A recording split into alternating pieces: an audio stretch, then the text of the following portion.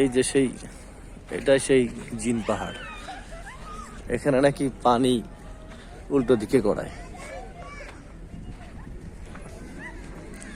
চতুর্দিকে পাহাড়, মাঝখানে ছোট্ট একটা ময়দান।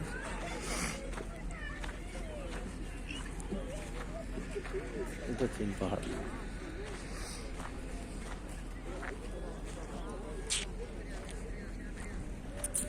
তাঁবু দিয়ে দেওয়া আছে আর এমনি ঘেরাও আছে। আসলেই ঢোকা যায় না, দেখা যায় না, শোনা যায় অনেক কিছু, বলা যায় অনেক কিছু। আরবিয়ারা ফাঁকা ময়দানে গাছের ছায়ায় বসে গল্প করে আর খাবার খায়।